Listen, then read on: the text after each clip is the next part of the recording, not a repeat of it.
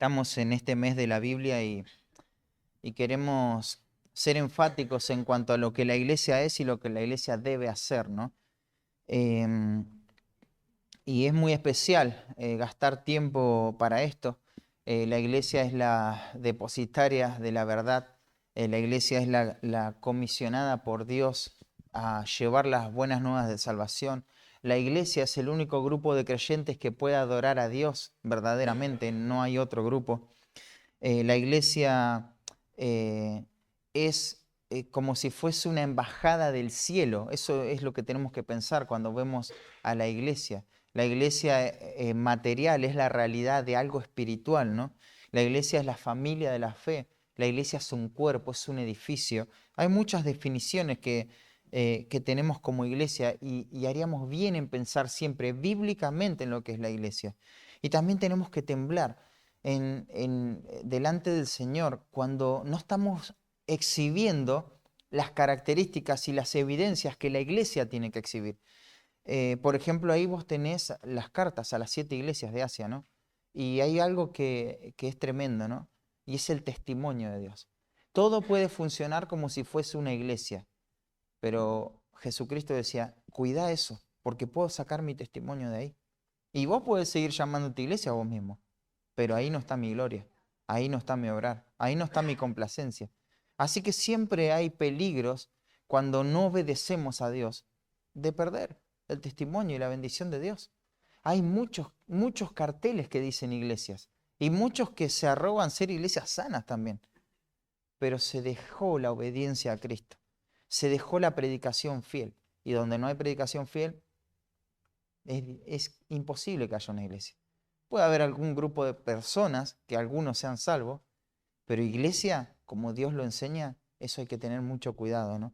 Y tenemos que ser muy atentos a eso. Así que este mes que hablamos en cuanto a la iglesia, es muy importante que nos afirmemos en cómo estamos viviendo nuestra vida de iglesia. Vamos a mencionar algunas cosas, pero antes vamos a orar. Señor, buscamos tu presencia nuevamente, tu guía, tu dirección. Te pedimos que el Espíritu Santo pueda afirmar tu palabra en nuestra vida y que tú traigas salvación en esta mañana. En el nombre de Cristo Jesús, amén. Santiago va a decir mucho acerca de las marcas que van a caracterizar a los miembros de la iglesia. Él va a decir mucho acerca de aquellas personas que profesan ser hijos de Dios. Él de manera incisiva, de manera implícita, también de forma explícita, él nos va a ampliar mucho en cuanto a lo que es el Evangelio. ¿Qué es el Evangelio? ¿Qué no es el Evangelio? Las implicaciones y las obligaciones del Evangelio, eso es lo que va a tratar Santiago. Santiago está velando por esto. Él está atento a que el Evangelio se conserve en toda su pureza. Y él lucha contra el pensamiento de que el Evangelio, de que la profesión de fe puede ser una gran teoría, ¿no? Simplemente. Y que eso no golpee la vida del creyente.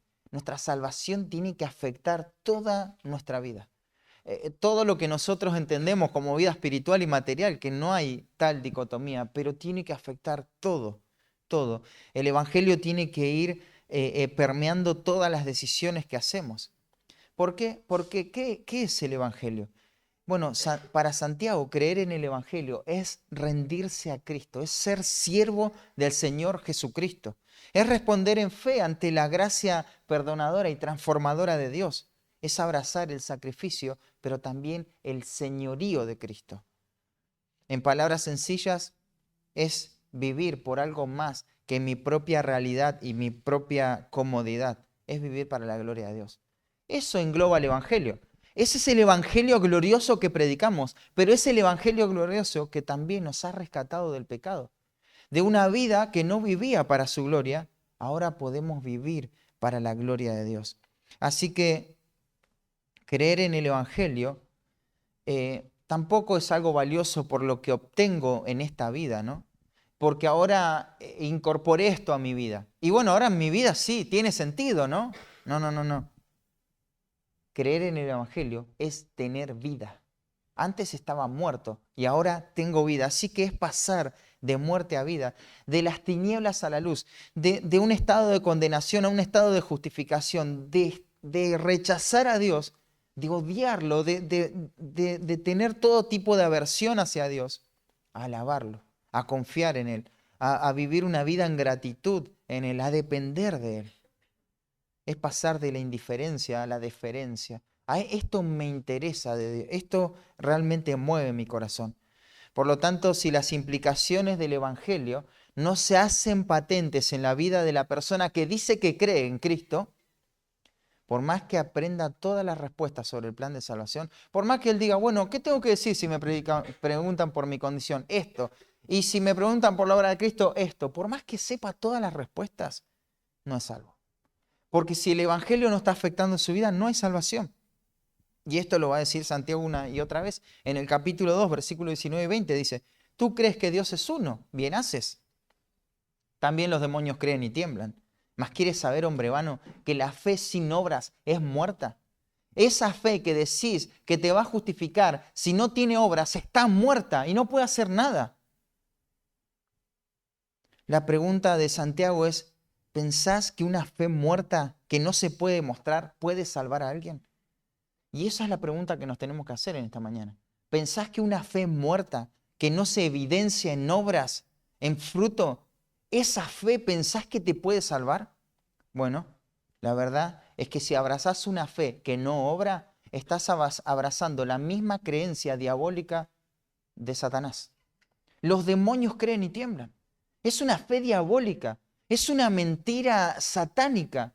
Pensar que yo puedo decir soy cristiano y vivo mi vida de cualquier manera, entregado al pecado. Así que la vida religiosa, externa, mecánica, fría, es una vida que tiene que ver más con el reino de las tinieblas que con el reino de la luz. Eso es lo que va a decir Santiago. Claro, Pablo va a decir que la salvación no es por obras, ¿no? Para que nadie se gloríe. Pero eso no significa que las obras no tengan ningún lugar en la salvación. No tienen ningún lugar en cuanto al mérito. No me dan mérito para con Dios. Pero lo que hacen las obras es evidenciar que fui salvo. Porque va a decir Pablo que la salvación no es por obras, pero sin embargo fuimos creados para andar en buenas obras. Las obras evidencian nuestra salvación. No son la causa, pero son el efecto de ella. Así que la salvación, uno diría, bueno, pero nadie puede ver la salvación de otro. No, en el corazón no. Nadie puede ver si sos salvo en tu corazón. Eso solo lo ve Dios. Es imposible ver la salvación en el corazón. Imposible. El que diga eso está mintiendo. Está alardeando de algo que no puede conocer. El corazón nadie lo puede conocer. Pero déjame decirte algo. Es imposible. Así como es imposible ver el corazón, es imposible no ver el fruto de esa conversión. Es imposible. No se puede no ver el fruto de la salvación en una persona. No se puede. No se puede negar, no se puede ocultar, no se puede retener eso. Si hay una persona que ha nacido de nuevo, se va a ver, se va a evidenciar esa salvación. Y lo que hace Santiago es mostrar esta realidad. El Evangelio no es cuestión teórica. El Evangelio se tiene que ver en forma práctica, en la vida de aquel que dice que cree en Cristo. Y esto es algo que lo ves en otros textos. Hay un texto muy clásico para afirmar esto y está en 1 Juan 3, 8 al 10. Dice, el que practica el pecado es del diablo. ¿Te das cuenta? Si una persona se conduce en relación al pecado es porque es del diablo. ¿Por qué? Porque el diablo ya tiene esta práctica. ¿Desde cuándo? Desde el principio, dice ahí el texto. ¿Y para qué apareció el Hijo de Dios? Para deshacer las obras del diablo. ¿Cuáles son las obras del diablo? La práctica de pecado. O sea, si el Hijo de Dios está en mi corazón, esas prácticas de pecado ya no están. Ya no están. Y esto no se trata de cambiar un pecado por otro, hermano. Un pecado aborrecible socialmente por un pecado aceptable socialmente. No, no, no. Se trata de abandonar el pecado. De abandonar el pecado. Lo que el texto en Juan se refiere no es una práctica de santificación absoluta, sino progresiva. De abandonar la esclavitud, la práctica, los patrones pecaminosos. Eso es lo que tengo que abandonar. ¿Y cómo se ven los hijos de Dios? Bueno, y los hijos del diablo, está ese contraste, ¿no? Todo aquel que hace justicia es de Dios. Claro, esa justicia se va a ver en el amor práctico al hermano. Pero acá están los destinatarios, este grupo de judíos de Jerusalén, que salieron corriendo por causa de la persecución. Lo que la situación debería haber traído, además de madurez, es expansión del Evangelio hacia otras fronteras.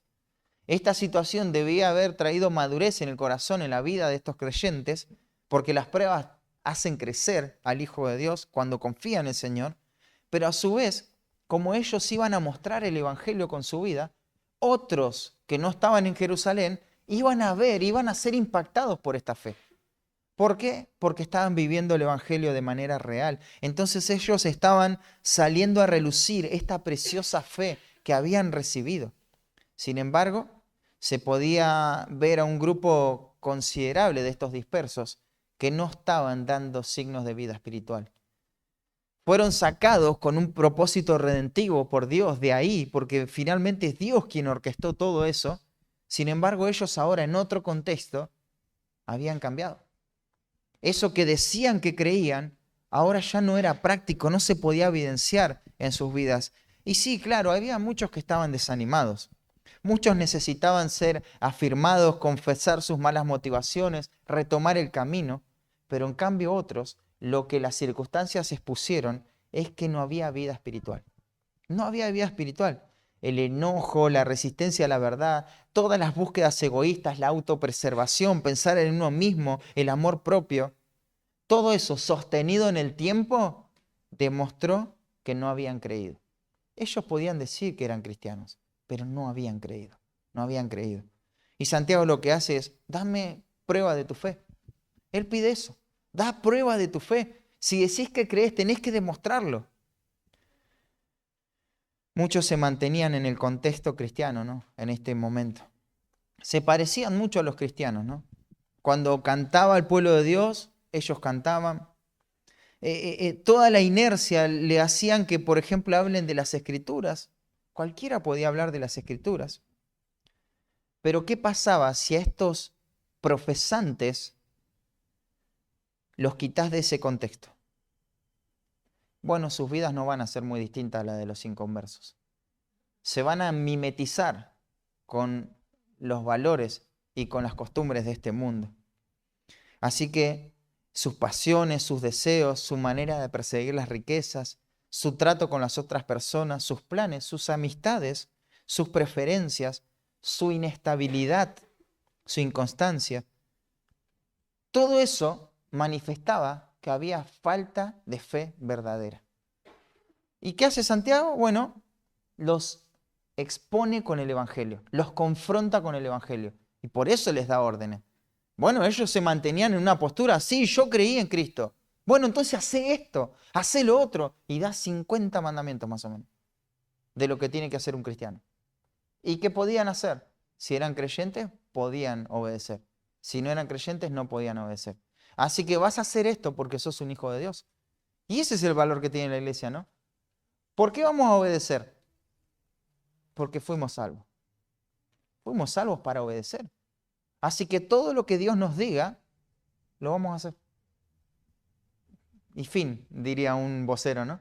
Ya está, se acabó el discurso. No hay más nada para agregar. Dios dijo A, hago A. Dios dijo B, hago B. Porque eso es lo que somos.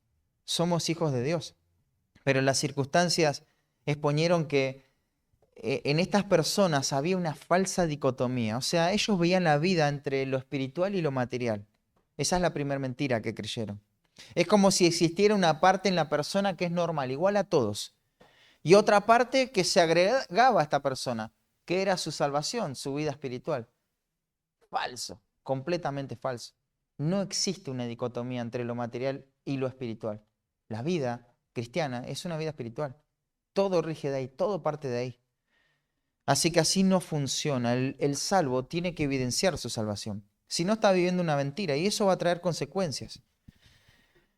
Cuando una persona cree en Cristo, se convierte en una nueva creación.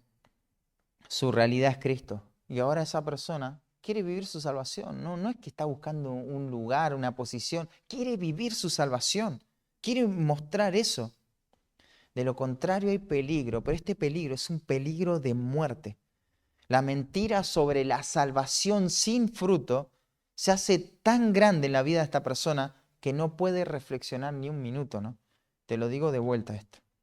La mentira sobre la salvación sin fruto se hace tan grande en la vida de una persona que no puede parar a reflexionar. No puede parar. Él se cree salvo y se creyó la mentira con todo su corazón. Y por más que les pongas lo que les pongas, no va a cambiar si no hay arrepentimiento. Porque él no puede ver la escritura. Está ciego porque decidió que él es salvo y que puede manejarse y que puede mantenerse así en esa postura. Yo soy salvo aunque no tenga fruto, aunque sea un mundano. Yo soy salvo. Eso es lo que la persona te va a decir. Ahora, esto no significa que la salvación, que nuestra seguridad viene de las obras, ¿no? No, nadie es salvo, ni se sabe salvo mediante obras. Solo se puede alcanzar la seguridad en Cristo, por creer. La garantía de mi salvación es el Espíritu Santo de la promesa, ¿no? Eso es. Pero el efecto de la obra del Espíritu Santo se ve en una vida transformada. Se ve en fruto, hermanos. No una vida moralizada que ahora hace cosas buenas, sino en un fruto que evidencia esa salvación. La persona ahora, ¿sabes cuál es su prioridad? Su santificación.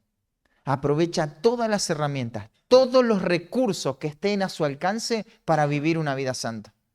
Ese es el fruto de la salvación, la santificación. Hermano, vos me puedes contar todas las historias, decirme todos los versículos, pero si no hay santificación en tu vida, no hubo justificación. Hubo una mentira que creíste, que vos podías profesar todo esto, podías profesar toda una declaración de fe sin fruto. Mentira peligrosa, dañina, que lleva a las personas al mismo infierno, ¿no? Así que Satanás a lo largo de Santiago a lo largo de la carta presenta toda la carga de la prueba, ¿no? ¿Quiénes son los que tienen fe verdadera? Y él se encargó a llamar al arrepentimiento a estos meros profesantes, ¿no?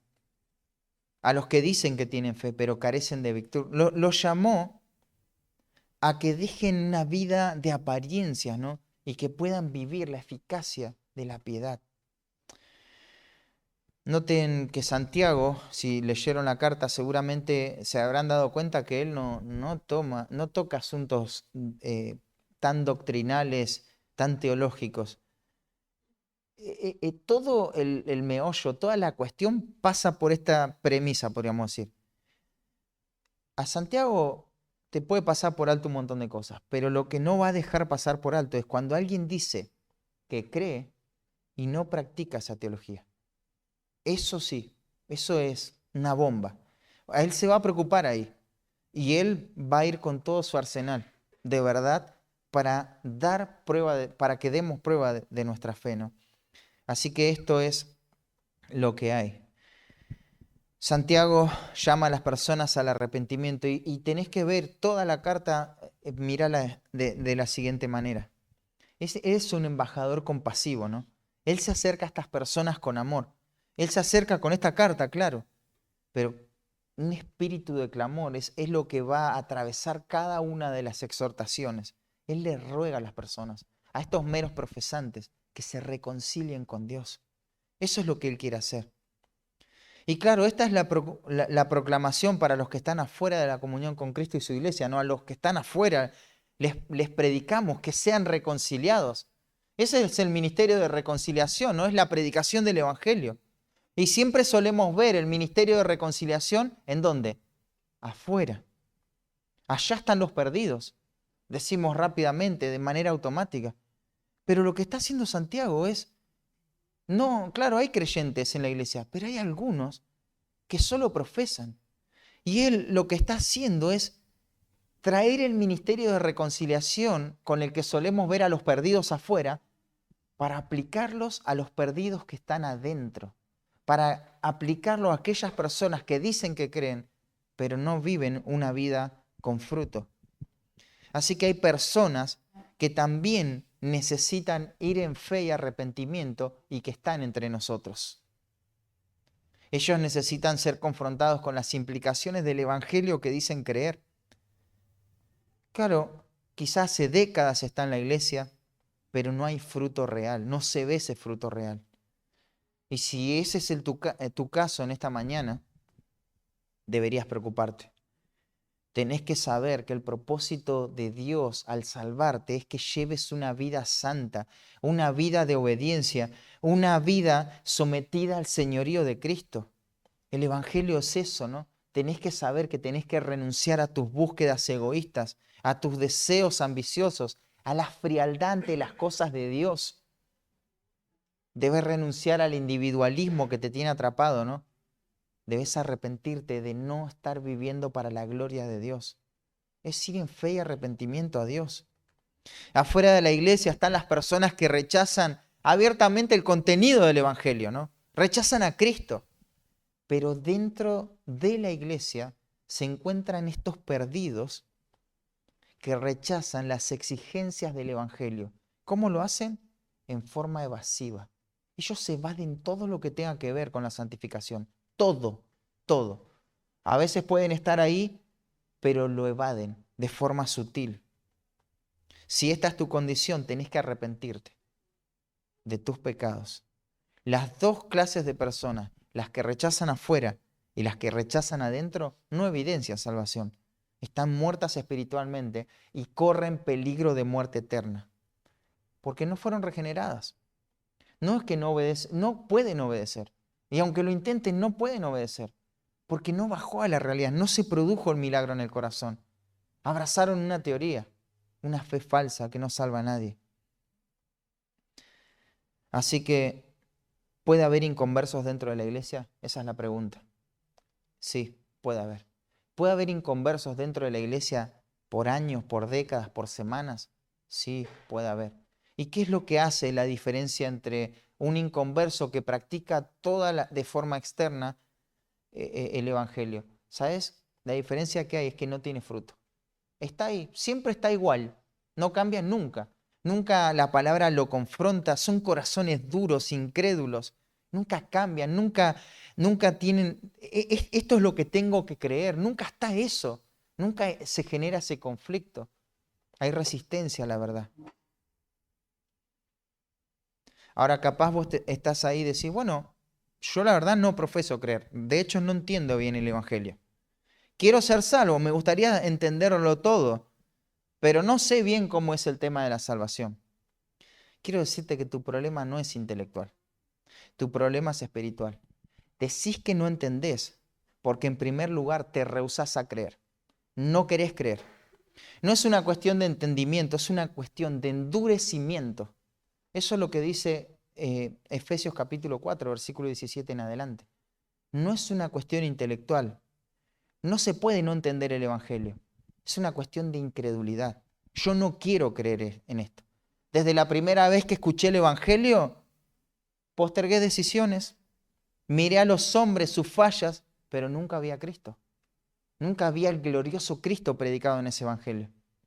Así que te concentraste en todo lo que el Evangelio podía traer como beneficio a tu vida.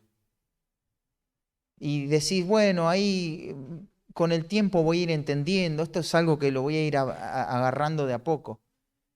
Es una mentira eso. Rechazás a Cristo y lo vas a seguir rechazando y eso te va a condenar. Porque no es una cuestión de no entender. No querés creer. No querés creer. Y claro, no entendés porque no querés creer. Porque si confiaras en lo que Dios dice en su palabra, es decir, si lo creyeras, pero tu problema sería que solamente no lo podés entender, no buscarías exponerte al Evangelio de manera casual. Bueno, cada vez que alguien me habla, yo estoy dispuesto a escuchar. Eso es fortuito, ¿no? Si tu problema sería intelectual, ¿sabes lo que harías? Aprovecharías cada oportunidad, buscarías todo el tiempo, buscarías a todas las personas que creen en el Evangelio y les preguntarías porque querés entender, porque le crees a Dios, porque estás preocupado por tu alma. Pero no me digas que no entiendes el Evangelio. No crees que es diferente. No crees. Entender se entiende. Un niño lo puede entender. El modelo que Cristo dejó es, se tienen que hacer como este niño. Un niño no puede comprender muchas cosas, pero puede comprender el Evangelio. Así que si estás en una edad madura, podés entender el Evangelio. Tu problema no es que no entendés. Tu problema es que no crees. Y eso es una mentira. Así que tenés que dejar de mentir. Primero dejar de mentir y decir, yo no creo en esto. Punto. No es que no entiendo. Y si querés creer, vas a buscar toda la vuelta, todas las alternativas para poder entender. Y así vas a tener fe. Pero acordate que el problema es que no te interesa Cristo. No querés saber nada de Cristo.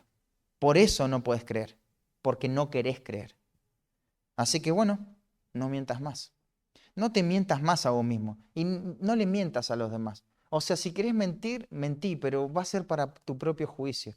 Porque encima que no querés creer, vivís engañando. No mientas más.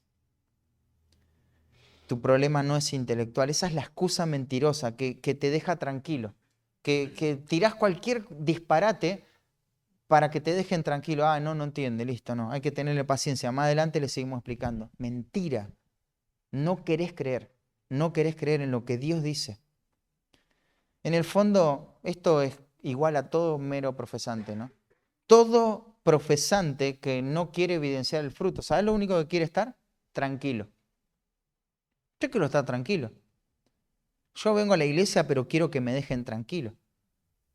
O sea, no puedo estar un día en paz, me tienen que estar incomodando siempre. Eso es un evangelio falso. ¿Te incomodan? Es buenísimo. Que me reprenda el justo será como un bálsamo, decía el salmista, ¿no? No es una cuestión de tranquilidad esto, hermanos. El Evangelio no te va a dejar tranquilo. Jamás. Jamás te va a dejar tranquilo. Imagínate, hoy leíamos un texto, ¿no? El que rehúsa creer en hijo, la ira de Dios está sobre él. Está, tiempo presente. Así que este no es un lugar para que el mero profesante esté tranquilo. Somos la iglesia de Cristo, la iglesia del Dios viviente. Somos columna y baluarte de la verdad. Predicamos la verdad y queremos vivir la verdad. No queremos hacer un discurso lindo nada más. Y no queremos atraer gente, ¿eh? No, queremos predicarle a la gente. Así que no es un contexto para vos si rehusás creer en Cristo.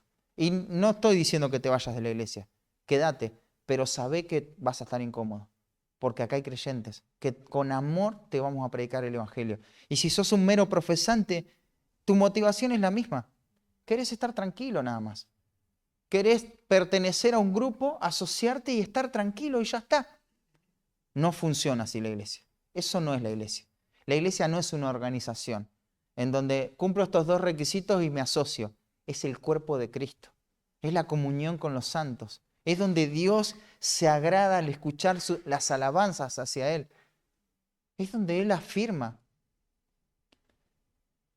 Así que tenemos que ver bien cuáles son las marcas de esta verdadera conversión, ¿no? Y Dios quiere que estemos evaluando las marcas de una persona que dice que cree, que profesa. ¿No será mejor vivir nuestra fe, preocuparnos por nosotros y que, bueno, aquel que dice que cree en Cristo, que se arregle con Dios? Total, yo creo en Cristo y hago todo lo que tengo que hacer. Si alguien dice que cree en Cristo, yo no tengo por qué dudar. Dios no nos llamó a eso como iglesia, ¿no? Alguien dice, yo soy cristiano, ¿y por qué tengo que estar dudando si no conozco el corazón? Bueno, eso es lo que la parte, el falso amor, eso es el aborrecimiento manifiesto de personas que quieren tratar con el inconverso y que se queden todos tranquilos. O sea, si él dice que cree, déjalo tranquilo, aunque viva una vida contraria al Evangelio. Decile que obedezca a Dios, pero no lo confrontes con su salvación. Si dice que cree, cree, es palabra santa. No existe eso para Santiago, ni para Juan, ni para Pablo, para nadie, para ningún escritor bíblico. El que dice que cree ahora tiene un problema, tiene que demostrarlo. Tiene que demostrarlo. O sea, si alguien te profesa creer en Cristo, no te dice nada, hermano querido. No te dijo nada hasta que no se vea el fruto en su vida. Si ni siquiera profesa creer en Cristo, peor todavía, ¿no? Bueno, no sé qué es peor en realidad. ¿Y de dónde saco esto que hay que evaluar? Fíjense, 1 Juan capítulo 4, versículo 1 al 3. Amados, no creáis a todo espíritu. Espíritu ahí está representado, no los espíritus chocarreros, ¿no? Del Chavo. No, no, no. El espíritu es la vida, a toda persona. No creáis, sino probad. ¿Y por qué usa la palabra espíritu? Porque tiene que ver con algo más profundo, ¿no? Probad si son de Dios. Porque muchos falsos profetas han salido por el mundo. O sea, prueben, evalúen. ¿Hay que evaluar si una persona dice que cree? ¿Hay que evaluar? Sí, hay que evaluar. Hay que hacerlo. Esto no esto es, no creáis a todo espíritu. Probad. ¿Cómo suena esto? ¿Como una sugerencia? Como una orden, ¿no? O sea, ¿quiénes somos nosotros que estamos queriendo evaluar una vida sin fruto en aquel que profesó? ¿Quiénes somos? Somos los que obedecemos a Dios, los que queremos hacer lo que Dios quiere. Entonces, no solamente podemos hacerlo, sino que tenemos la responsabilidad de hacerlo. Y fíjate el capítulo 3, ya que estás ahí en Juan. Hijitos, nadie os engañe.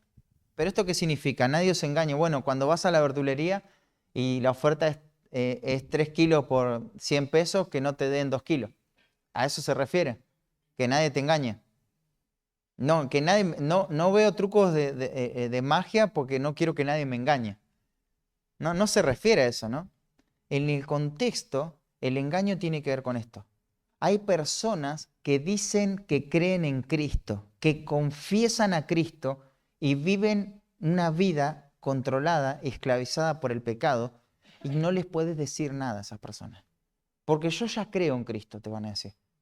Así que nadie se meta con mi salvación. Yo la vivo a mi manera, mi salvación. Cada uno es dueño de vivir como quiera la salvación. Y Juan, que no es mucho de dar órdenes, esta es una de las 7 órdenes que da en toda la carta. Él no da muchas órdenes, a cada una orden. Tremendo. Y dice, no permitas que te mientan así en la cara, que nadie te estafe con esto, que nadie te engañe. Si te engañan con esto, va a haber consecuencias para esa vida y para vos también, ¿eh? Y él dice, el que hace justicia es justo como él es justo. El que practica la justicia, eso porque fue justificado.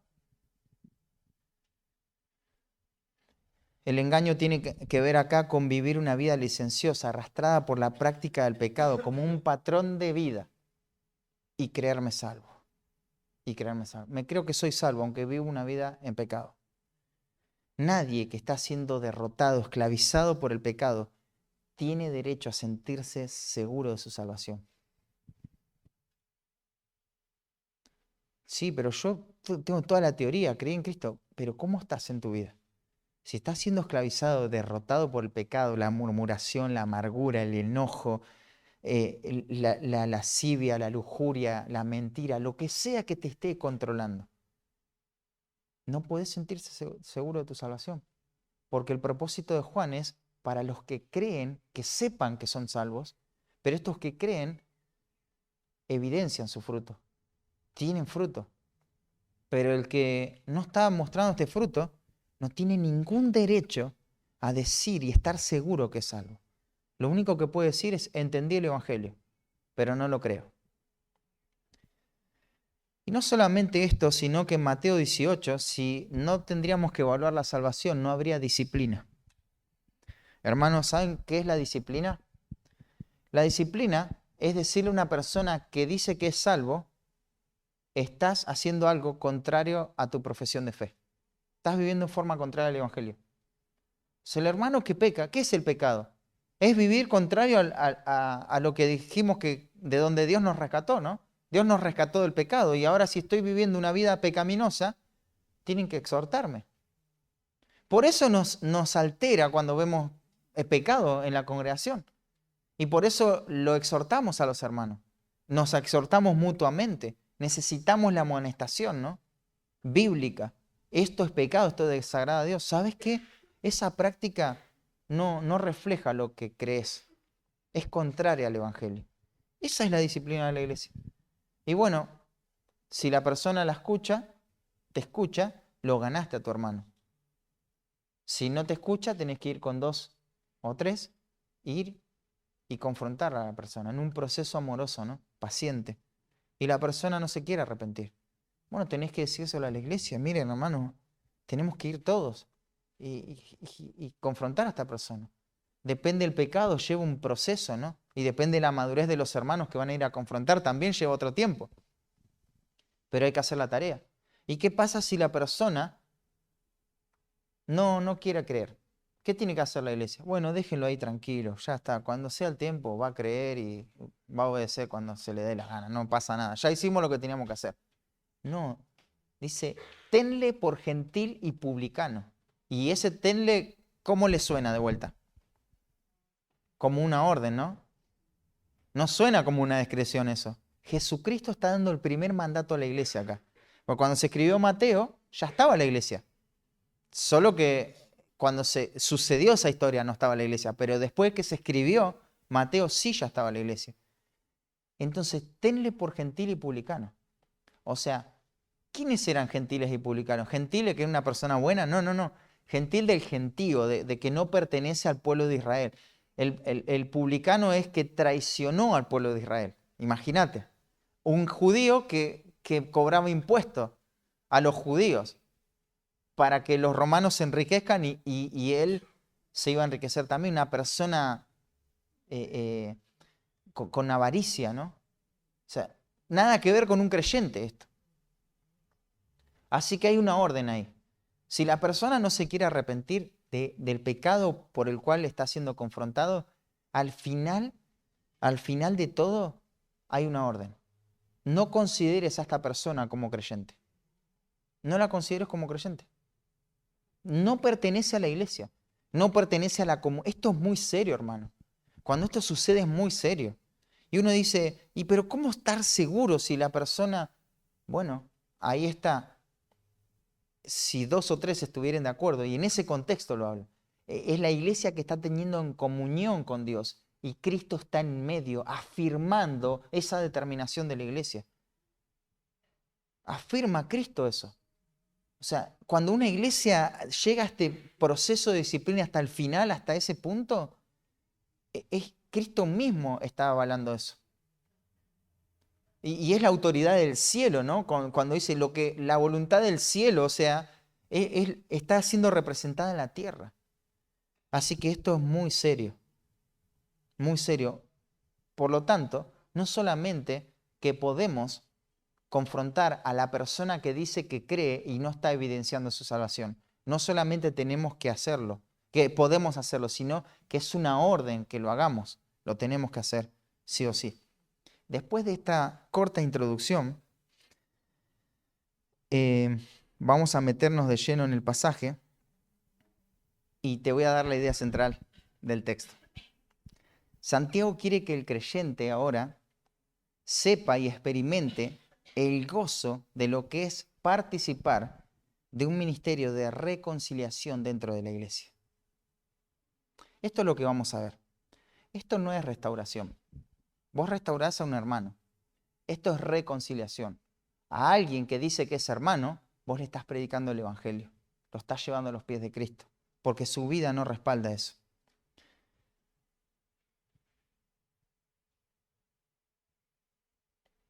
Así que teniendo en mente eso, vamos a leer estos 2 versículos. Dice, hermanos, si alguno de entre vosotros se ha extraviado de la verdad y alguno le hace volver, sepa que el que haga volver al pecador del error de su camino, salvará de muerte un alma y cubrirá multitud de pecados. Hay un verbo controlador ahí en toda la oración de estos 2 versículos que es sepa. Hay algo que hay que entender. Y por eso el título engloba la idea dominante de la oración, ¿no? Entendiendo el ministerio de reconciliación dentro de la iglesia. Tenemos que entender este ministerio. Por eso es que tomé bastante tiempo para afirmarlos y darles confianza en que esto es lo que tenemos que hacer, hermanos. Tenemos que predicar el evangelio a personas que dicen que creen pero no evidencian. Eso es todo lo que vamos a hacer en esta mañana. Tenemos que entender eso.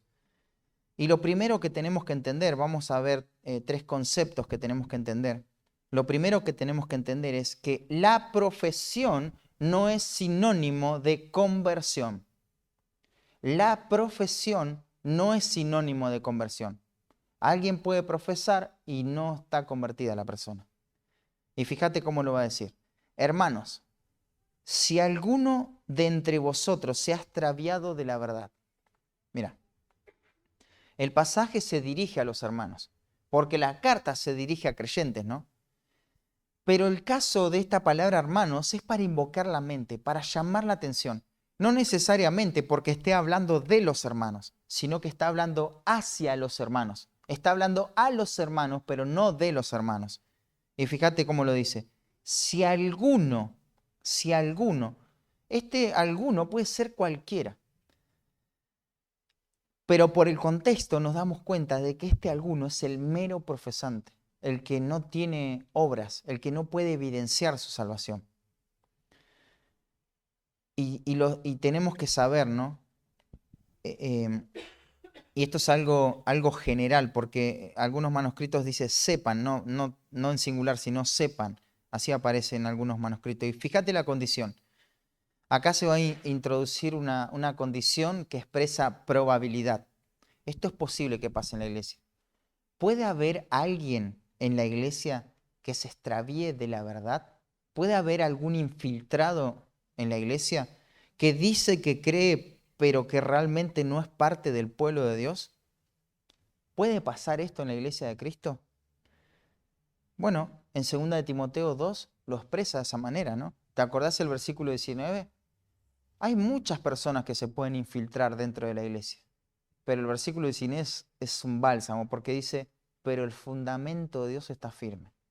Más allá de que haya muchas personas que se metan con motivaciones incorrectas, buscando su propia gloria, falsos maestros, el fundamento de Dios está firme y va a aclarar y va a decir, conoce el Señor a los que son suyos.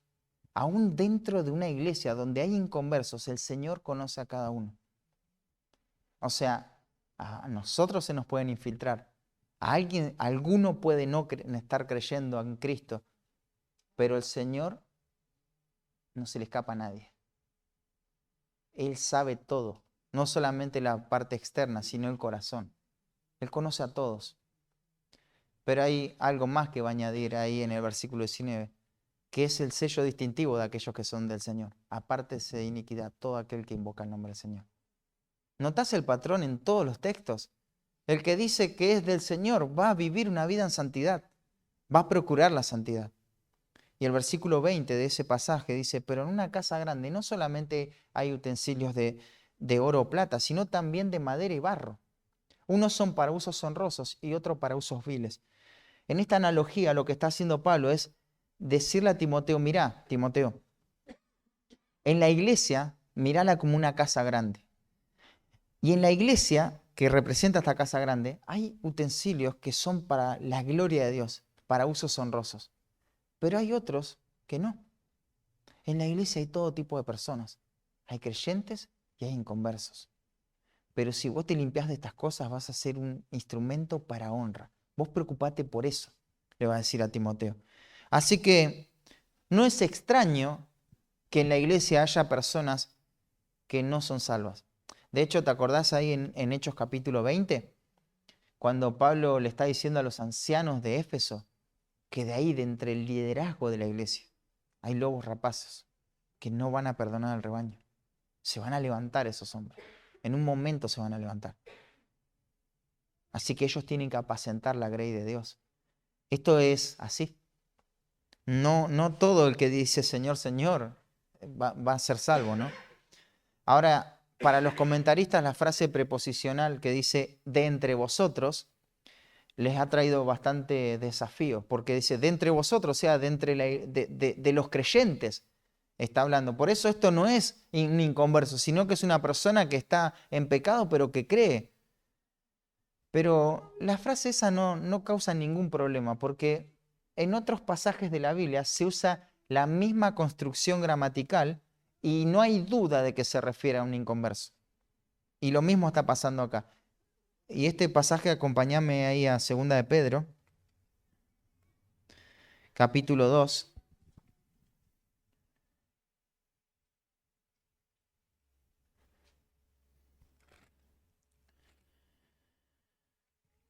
Fíjate el versículo 1, dice, pero hubo también falsos profetas entre el pueblo. En español suena diferente, pero en griego es la misma frase que usa Santiago. Algunos de entre vosotros. La preposición griega es en. Y el caso de esa preposición, del objeto de esa preposición está en dativo.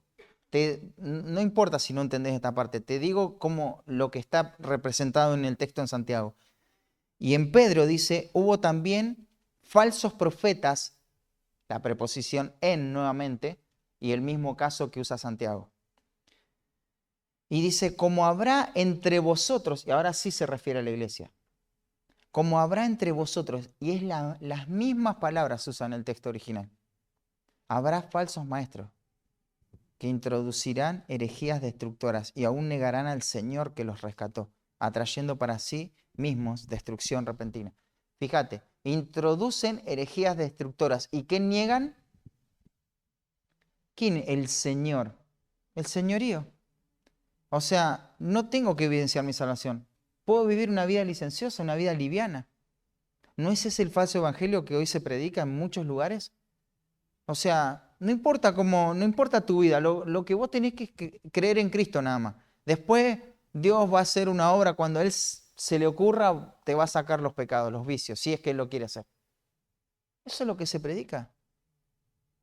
Y eso son falsos maestros porque niegan el señorío de Cristo. Quieren sacarle al Evangelio las implicaciones del Evangelio. Es terrible, destruyen directamente la obra salvífica de Cristo. Pero acá dice entre vosotros, de vuelta, es la misma construcción gramatical de Santiago. Así que alguno de entre vosotros va a decir, se ha extraviado de la verdad. Se ha extraviado. La palabra extraviarse es descarriarse. Generalmente denota un andar errante, es divagar. ¿Sabes qué? Mira, pensalo así. Extraviarse describe a alguien que carece de un propósito claro. No tiene una meta clara en la vida. Una meta clara en cuanto a lo eterno, estoy diciendo. Capaz que quiere hacer su casa o comprarse un auto, eso sí, capaz lo entiende.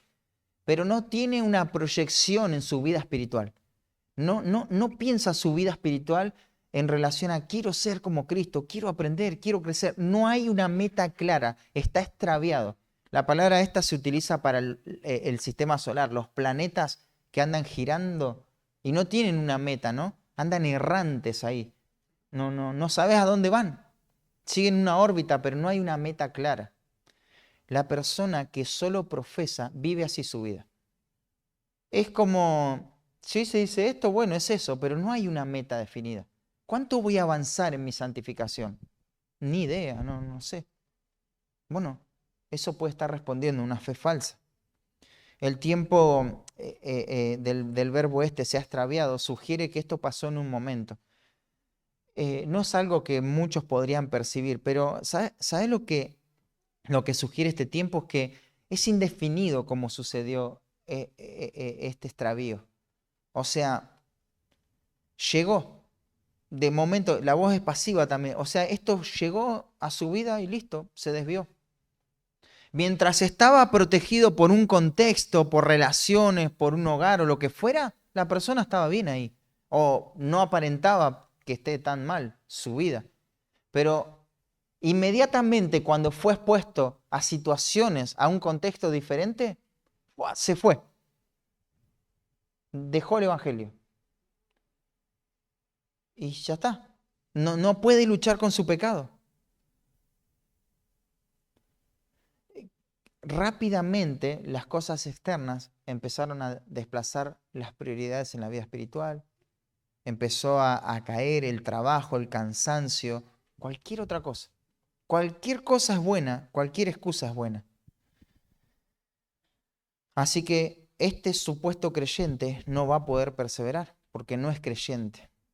Y en cualquier momento se puede extraviar. Y fíjate, de la verdad. Acá no dice de algunas palabras verdaderas. De la verdad es de la doctrina. Nadie que no está en la doctrina puede ser un salvo, ¿no? La frase preposicional puede sugerir a alguien que no es un hijo de Dios, de hecho un falso maestro. Y extraviarse tiene que ver con una persona que no le interesa la santidad. vive errante, divagando. Es como esas pelotas que rebotan en todos lados, ¿viste? No sabes a dónde va. Pero ahora dice, se extravió de la verdad. O sea, él dejó la verdad. Y capaz, te digo, capaz no dejó de creer que en la Trinidad. No dejó de creer en la deidad de Cristo, en la seguridad eterna. Capaz no dejó todo eso. Pero cuando se extravía de la verdad, es que todas esas verdades elementales, básicas, profundas, no impactan su vida. No se hacen práctica en la vida. No quedó nada de eso, ¿no? No quedó nada de la encarnación de Cristo, de la resurrección. No pesa, cuando está pecando nada, no hay nada de eso en su vida. Se extravió de la verdad. Y esto para el Hijo de Dios no es una cuestión de que, bueno, es que no puedo vencer el pecado. Es una cuestión de voluntad. En el Hijo de Dios es una cuestión de voluntad.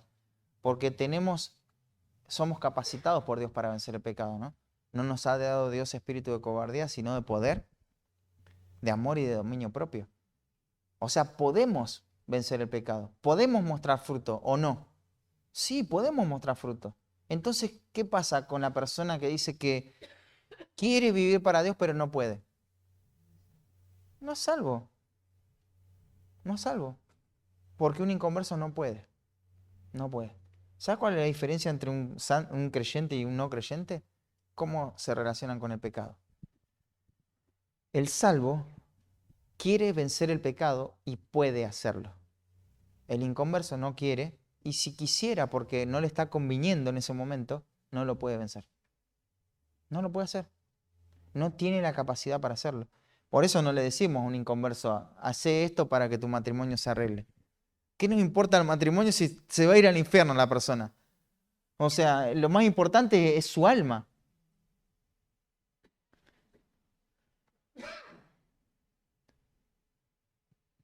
Y uno dice, ¿pero por qué tanta insistencia en esto? Porque es grave, hermanos. Porque la mentira de la profesión sin fruto es muy profunda. Es muy profunda. Pues sí, pero yo siempre creí que Cristo era el Señor de mi vida, pero si no se evidenció, no era el Señor de tu vida. ¿Te acordás en aquel día cuando Cristo dijo, no todo el que me dice Señor, Señor entrará en el reino del- de los cielos, sino quién? El que hace la voluntad del que está en los cielos. ¿Quién va a entrar al reino de los cielos? El que hace la voluntad del que está en los cielos, ¿no? No el que se llene la boca de decir sola escritura, sola fide, solo Cristo tiene que recibir la gloria y las cinco solá y toda la confesión de todo lo que vos quieras. No es eso, ¿no? Es el que obedece a Dios. Así que si no crees en el, no hay evidencia, no hay fe. Ese es el primer punto. Pasemos al segundo. Entonces, ¿cómo entendemos el ministerio de reconciliación? Primero, alguno de vosotros, por más que profese, eso no es sinónimo de conversión. Pero en segundo lugar, ¿qué hacemos ahora con estas personas que vemos en nuestro contexto que profesan pero no llevan una vida de victoria? Bueno, lo primero que tenemos que entender es que es nuestra responsabilidad. La responsabilidad de este ministerio incluye a toda la iglesia. Dice, y a alguno le hace volver, otra vez este pronombre indefinido, alguno, cualquiera le puede hacer volver. ¿Te acordás que Santiago en este pasaje mostró algunas funciones exclusivas de los ancianos? Tenían que ir a orar por el enfermo que estaba buscando salir de esa situación y había que hacer algo. Pero ahora, esta no es una tarea del pastor o de los líderes. Esto es una tarea que puede ser hacerla cualquiera. Cualquiera que esté viendo esta situación. Cualquiera que esté viendo esta situación tiene la responsabilidad de hacer algo. No puede verlo con indiferencia. Tenemos que hacer algo. Así como nos comprometimos con la gran comisión, ¿no? Y sabemos que es algo que tenemos que hacer, ¿no? Sabemos que tenemos que ir por todo el mundo y predicar el Evangelio. Y la iglesia está comprometida con eso. Bueno, Eso es para los que están afuera, pero hay perdidos adentro también. Y hay un ministerio de reconciliación hermoso que se puede hacer con esas personas. Y es nuestra obligación. Esto es imperativo de parte de Dios. Así lo entendió Santiago y por eso fue movido a escribir. Primero, para que el creyente viva consciente del Evangelio. Segundo, para que el mero profesante sea expuesto y se arrepienta de vivir una vida, una fe inerte, muerta. Y Santiago, él convoca a otros, ¿no? Él sabe que él como pastor, como escritor, no alcanza. Y él va a decir, cualquiera, hermana querida, vos podés hacerlo. Hermano, lo podés hacer vos. Con lo que el Señor te dio, lo podés hacer. Hagan este ministerio. Llamen a aquel profesante a dar evidencia de su salvación. Busquen las oportunidades para que esto suceda. Todos debemos hacerlo. Y esto tiene que ser no el legalismo, sino compasión. Estamos hablando de un ministerio de reconciliación. Le vamos a rogar a estas personas que se arrepientan porque sabemos lo que le va a esperar. Así que lo que está haciendo Santiago acá es reclutar gente que quiera hacer este ministerio. Gente que asuma esta responsabilidad, que proclame las implicaciones del Evangelio. Santiago sabe que esto escasea en estos tiempos, ¿no? No son muchos los que representan el Evangelio con sus vidas, así que aquellos que lo hacen, confronten a los que no lo hacen. Y esto no es un mero llamado a conocer la doctrina, sino a conocer a Cristo, a realmente que eso tenga relevancia para nuestra vida, ¿no? Había muchas maneras de terminar una carta por ese momento. Y una forma común era con saludos. Muchas veces vemos eso. Bueno, empiezan a mandar saludos. Otra era con bendiciones hacia los hermanos. Así como empezó, terminaba. Pero había otra forma, menos común, que creo que la usa Juan también, en Primera Juan, y la va a usar Santiago, que era recurrir al propósito principal de la carta. Y vos no ves saludos en estos dos versículos. Tampoco ves bendiciones. Pero el corazón de la carta de Santiago es una exhortación y ves un imperativo. Acá ves una orden. Así que él está exhortando, él termina declarando este propósito. ¿Y cuál es el propósito de esta carta? Hacer que el mero profesante se convierta en forma genuina. Eso es lo que quiere hacer Santiago. Este es un propósito grande y sublime. Y convoca a todos en la iglesia. Cualquiera puede hacerlo. Todos estamos llamados a hacer esto. Todos como iglesia tenemos que hacer esto. No tenemos que esperar a que se exponga una persona y decir, hermanos, como iglesia, cuando lo vemos, apenas vemos el pecado, decir, che, no dudo de su salvación, no es que estoy dudando todo el tiempo de su salvación, pero si esta persona pecó, lo que tengo que hacer es confrontarlo, porque el pecado es extraño a la identidad que ahora tiene esta persona. No armoniza con su identidad. El pecado es algo ajeno a su vida. Entonces lo que hago es denunciar este pecado. Y ahí empieza el proceso.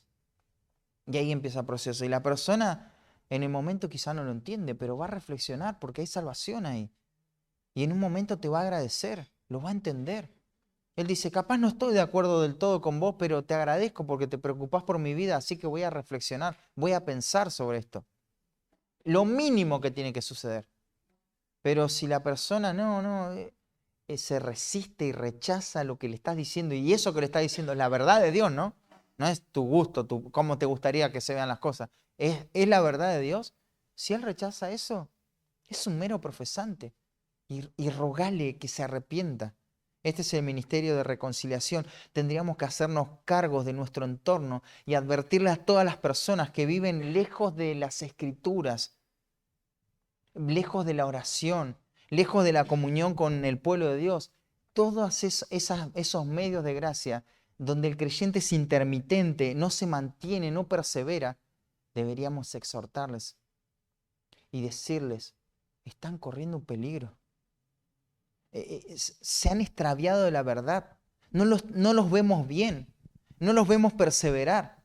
Exhortalos a que evalúen su corazón. Quizás están desanimados nada más, o son débiles. Cayeron y necesitan ayuda. O quizás se han extraviado de la verdad. porque no pueden perseverar. Entonces tenemos todo eso en nuestro corazón y esto empieza a pesar, a hacer una carga en nuestra vida. No nos relajamos nunca de esto. Vivimos con gozo la vida cristiana, pero vemos con compasión a aquellos que profesan y no viven su fe, porque sabemos el destino eterno que les aguarda. Y Santiago nos da varios recursos para poder confrontar a esta persona, ¿no?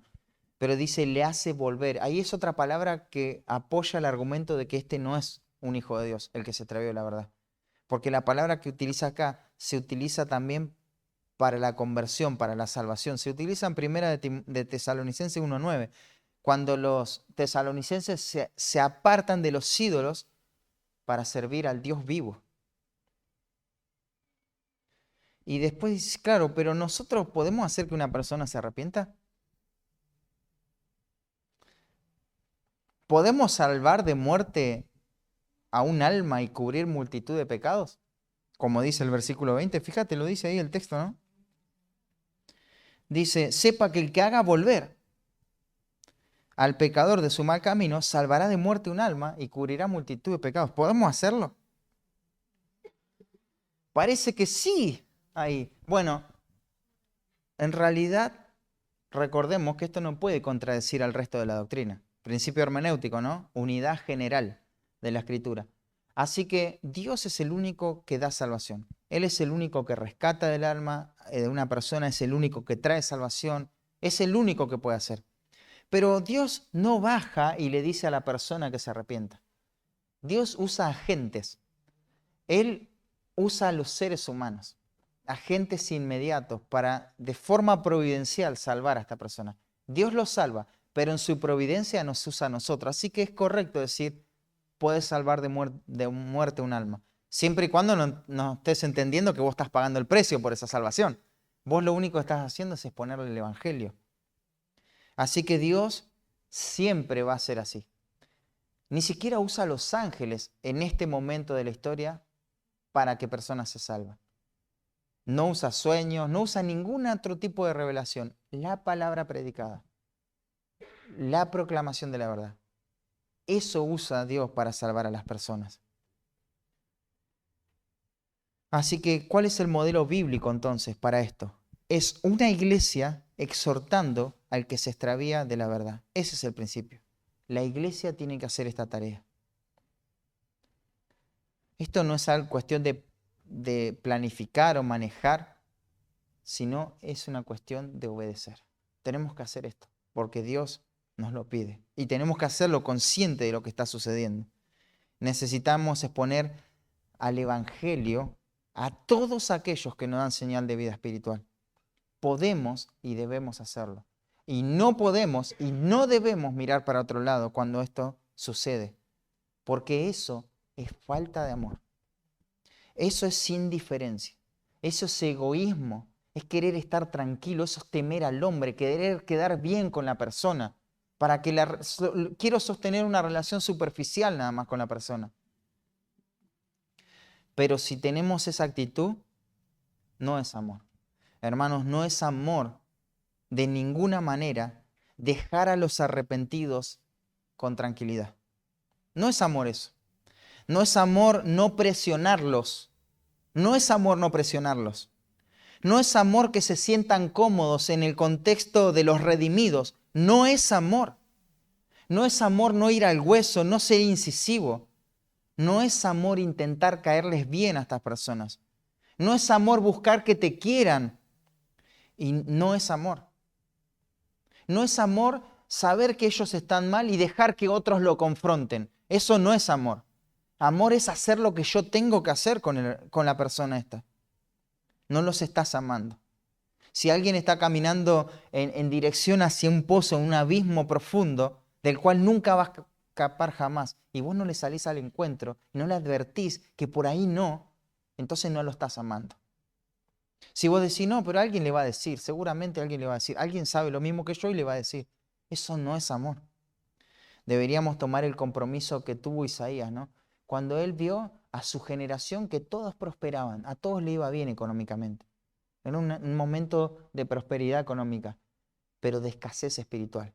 Ellos decían que eran el pueblo de Dios, pero ¿te acordás? Su corazón estaba lejos de Dios.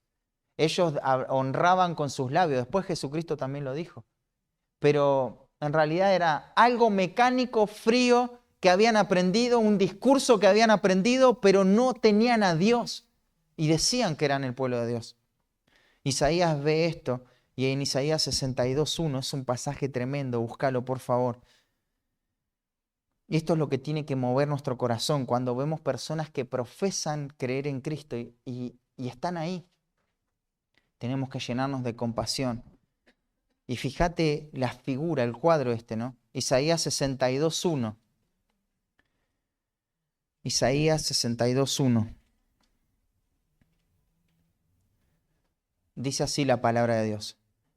Por amor de Sión no callaré, y por amor de Jerusalén no descansaré, hasta que salga como resplandor su justicia y su salvación se encienda como una antorcha. Fíjate que el amor por estas personas que decían que era en el pueblo de Dios, a Isaías no le permitía estar callado.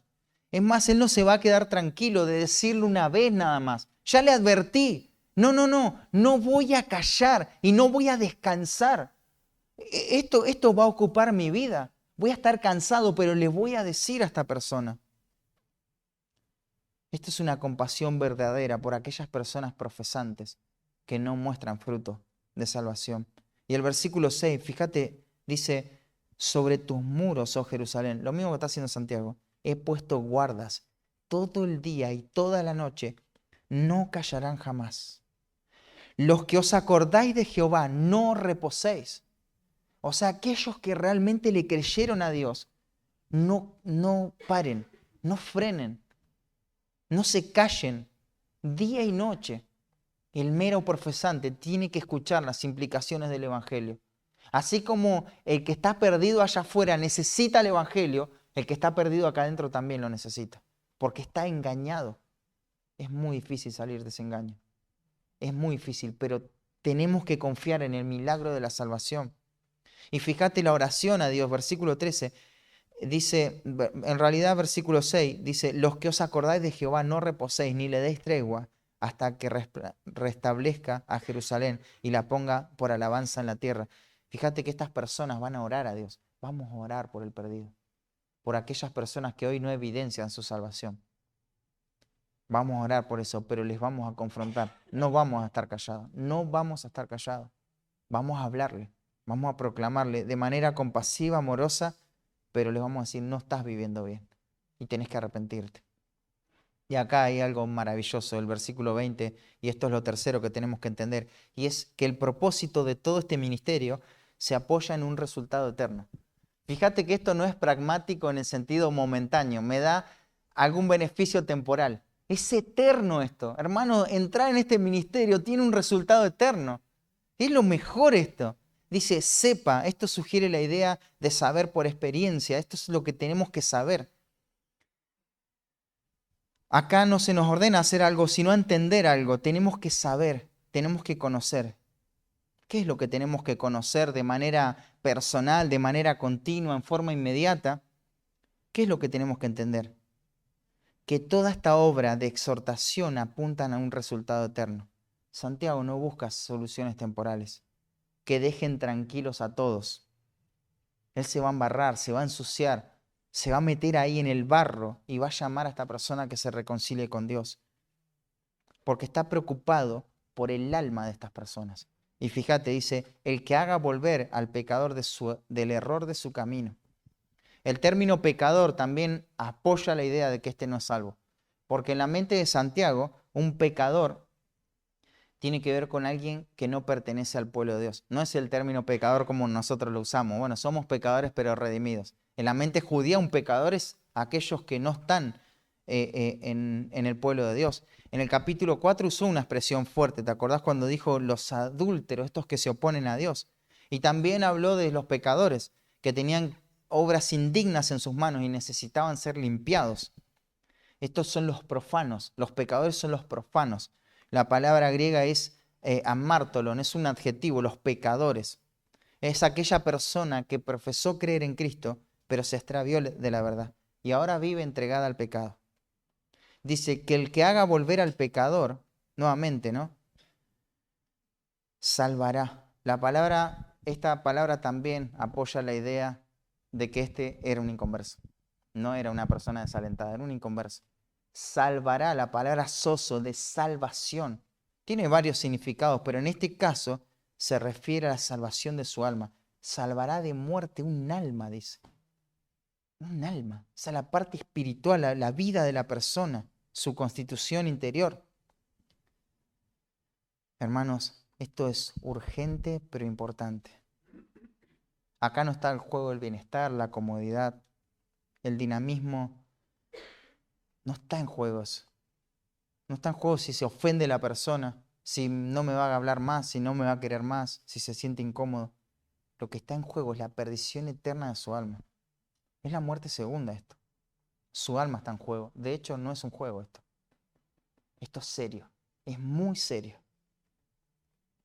Ahora, si vos estás escuchando en esta mañana y no tomaste en serio las implicaciones del Evangelio y abrazaste una teoría y vos decís, yo creo en Cristo porque lo anoté en mi Biblia, y no querés exponerte por vergüenza, te digo, va a llegar un día donde vas a ser avergonzado eternamente. Así que no hay ningún problema que te arrepientas en esta mañana y digas, realmente yo abracé una teoría. Mi vida contradice abiertamente el Evangelio. No dejemos pasar tantas oportunidades a hablar a nuestros cercanos, hermanos. Un día ya no vamos a poder hacer nada. Entonces predicar el Evangelio. Si profesa, confrontalo con la realidad de su salvación. Si no tiene esa realidad, entonces advertile que no tiene nada. Pero no nos relajemos, no nos relajemos. Míralo como si vos estuvieses en su zapato. Y si vos te estarías yendo al infierno, harías todo, ¿no? Por predicarte el Evangelio, ¿no? Bueno, no te preocupes menos por su alma de lo que te preocuparías por la tuya. Y va a decir, cubrirá multitud de pecados. ¿Esto qué significa? ¿Que va a tapar el pecado? No, no, no. Es un término del Antiguo Testamento. Acordate que Santiago es muy judío. Él utiliza el término kafar en el hebreo. Tenía que ver con la redención. Es la redención de sus pecados. El perdón de pecados. Multitud de pecados. ¿Qué es esto? Que se le va a otorgar el perdón de todos sus pecados, de multitud de pecados. Porque antes, cuando él solamente había profesado y no había evidenciado su salvación, ningún pecado le fue perdonado. Así que todavía necesita el perdón. Y son muchos pecados, multitud de pecados, todo pecado, a toda la totalidad y la cantidad de su pecado. Bendita gracia de Dios, que puede perdonar al que está fuera sin arrepentimiento y al que está dentro sin arrepentimiento. La salvación se puede dar. Y esto es maravilloso cuando sucede. Y Santiago nos termina la carta de manera sorprendente diciendo, sorpréndanse por esto, miren lo que pasa si ustedes se hacen cargo de este ministerio. Van a salvar de muerte un alma con todo lo que eso significa. ¿Ves a alguien en tu contexto que dice creer y no da señales de vida espiritual? ¿Los ves? ¿Tenés sus rostros, sus nombres en tu mente? ¿Que no están manifestando las evidencias de su fe, como las prescribe Santiago? ¿Vas a actuar de inmediato o vas a esperar que sea demasiado tarde? Cada uno de nosotros tenemos que tomar esta responsabilidad. Pero por último quiero dirigirme a vos que sabés que no estás dando evidencias de vida espiritual. Vos decís que sos creyente, pero si haces un examen honesto en tu propio corazón, te vas a dar cuenta que no naciste de nuevo. ¿Por qué? Porque te rehusás a aceptar la realidad de esa fe falsa. Pero cada vez que hay una situación que te presiona, ¿sabes lo que sale de vos? El egoísmo, que eres indiferente a la palabra, que buscas más los placeres que servir a otros. No rendís cuenta, sos evasivo, te apartás de todo lo que puedes poner tu pecado. Lo único que querés es estar tranquilo. En otras palabras, es una búsqueda de los placeres personales, ¿no? Una vida sin confesar el pecado. Pecados ahí ocultos, enterrados. No te congregás. Tus oraciones Si es que están presentes, son un rito. No priorizas tu lucha contra el pecado. Eso no es lo más importante para vos. Tu trabajo, tus cosas, tu comida, todo lo otro es más importante, pero no tu santidad. No dependes de nadie. Buscás no depender de nadie. Calculás todo para nunca depender de nadie. En eso no estás glorificando a Dios. Todo tu enfoque es meramente moralista. Claro, de moral nadie te puede decir nada, ¿no? Pero este libro jamás te quebranta. Nunca te quebranta. No te quiebra, no te llega al corazón. Son palabras que no se pueden escuchar. Te aferras a tus experiencias pasadas, momentos que tuviste. Tu salvación se basa en algunas cosas que dejaste, otras que nunca probaste, pero no hay más que eso. Hoy no se ve evidencias. Y lo más triste, que a menos que Dios haga una obra milagrosa en tu corazón, jamás vas a admitir tu falta de vida espiritual. Jamás lo vas a admitir. No importa cuánto la palabra confronte, no importa si el texto dice tu nombre y apellido, no es para vos eso. Mirás para otro lado, lo esquivás, simplemente no vas a ceder. Porque desde el momento que te sentaste hoy en esa silla, ya tenías la expectativa de seguir tu propio camino. No te sentaste deseoso de que Dios te hable, de conocer su voluntad. Desearías estar en otro lugar. Desearías que ni siquiera esté diciendo lo que estoy diciendo. Lo único que vos querés es estar tranquilo y nada más. El día de la madre, me venís con todo esto. Esa es tu meta, estar tranquilo, una profesión sin conversión. Pero déjame decirte algo. El texto dice, salvará de muerte un alma. Acá la meta no es simplemente que entiendas el Evangelio. Ya lo entendés quizá. La meta es que te salves de la muerte eterna. Que tu alma no sea condenada por la eternidad. Porque, queridos, si hoy estamos bajo el beneficio de la gracia y el beneficio de la iglesia, eso no significa que Dios apruebe nuestra vida. ¿Te acordás del pueblo de Israel? Todos bajo la nube. Todos murieron por incredulidad. Se perdieron.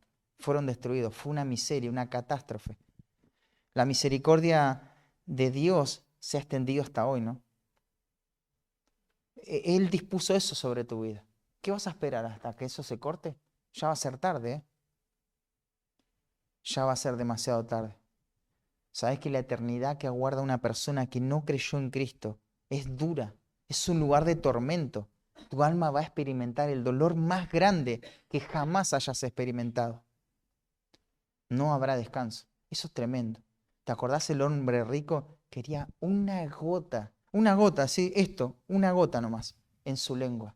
No quería más que eso, una gota.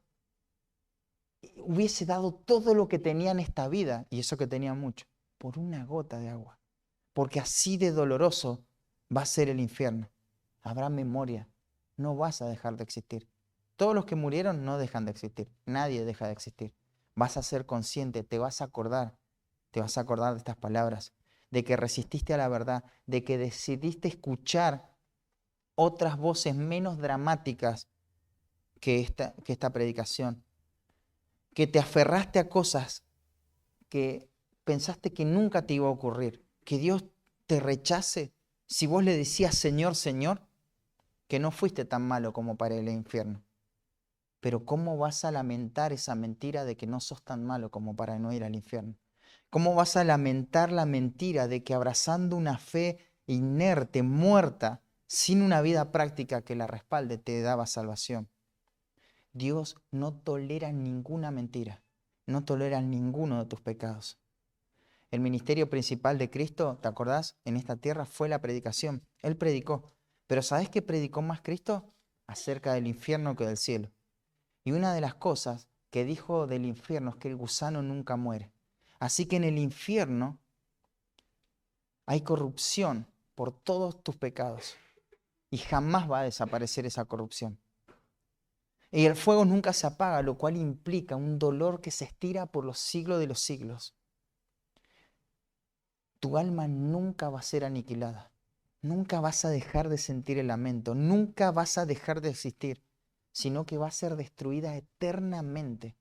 ¿Entendés lo que te estoy diciendo? Si alguno se ha extraviado de la verdad, Sepa que el que haga volver al pecador de del error de su camino, salvará de muerte un alma. Esto es lo que te estoy diciendo.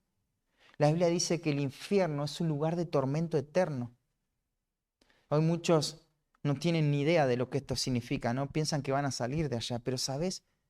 Creo que lo más duro del infierno es el nunca más, es el para siempre, es el abismo que hace que sea imposible salir de ese lugar. Nunca más. ¿Por qué? Por una profesión falsa voy a ir al infierno. ¿A dónde me va a llevar el pecado? Hasta ese límite. Cuando vos mirás el infierno, es un lugar que nadie quiere estar. Hay personas que te dicen, yo quiero ir al infierno. Nadie quiere estar en el infierno. ¿Vos pensás que Satanás quiere estar en el infierno? Tampoco quiere estar en el infierno. Ningún demonio quiere estar en el infierno. Los incrédulos no quieren estar en el infierno.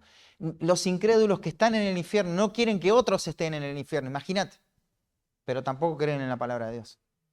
El rico dice, que salga uno de los muertos para que mi familia no venga acá. Pero si tienen la palabra, no, la palabra no. Siguen sin arrepentirse, ¿no? Pero no quieren estar ahí. Es un lugar de tormento.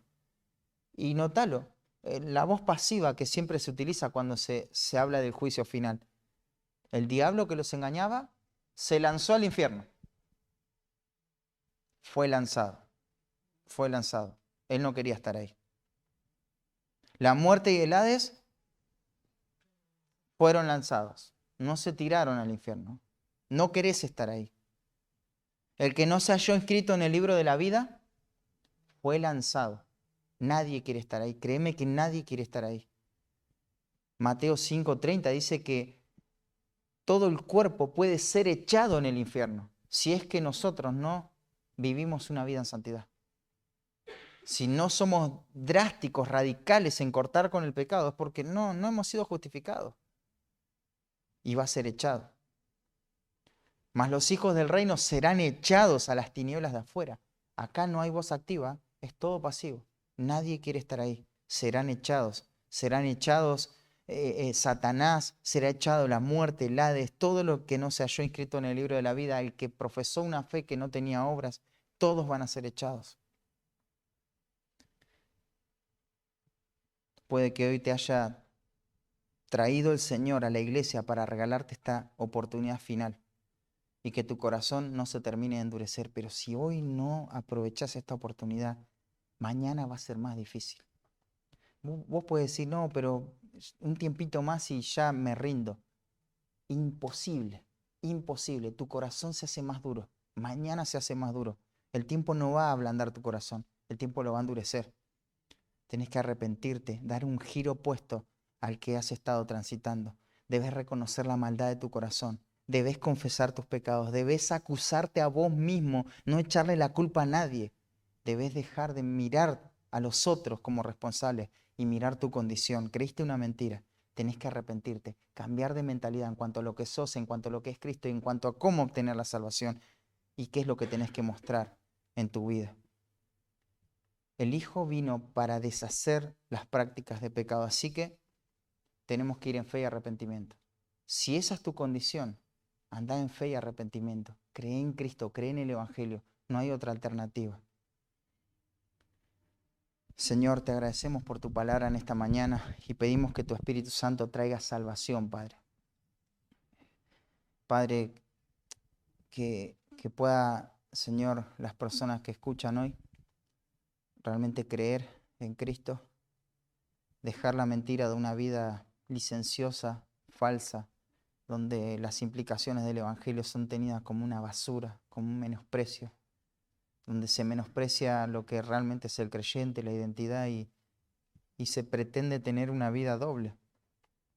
No, Señor, queremos pedirte que tu Espíritu Santo pueda cambiar eso, Señor, que pueda llevar a las personas al arrepentimiento, que pueda convencer. Señor, que si no estamos firmes en esta tarea, que tú nos peses nuestro corazón, que tú nos traigas una carga, Señor, en la cual podamos reaccionar, Señor. Pero somos la iglesia de Cristo, los redimidos, Señor. No podemos permitir, Señor, la mentira, el engaño en nuestra vida, enfrente de nuestras narices y no hacer nada, Señor. Ayúdanos, Señor, danos la gracia en esta mañana. Oro, Señor, por cada uno de los creyentes en esta mañana de aquellas personas que dan fruto de su salvación, que pasan desánimos, que hay dificultades, pero son creyentes, Señor. Oro porque yo sé que pesan sus corazones la vida de personas cercanas, la vida de hermanos que no viven el Evangelio. Sé que esto los aflige, pero que esto no sea un remordimiento, sino que esto también a cada uno de los que estamos aquí nos pueda llevar a dar prueba de nuestra fe y a exhortar y a exponer con el Evangelio a todos, Señor. Todos necesitamos vivir por esto, para tu gloria. En el nombre de Jesús, amén.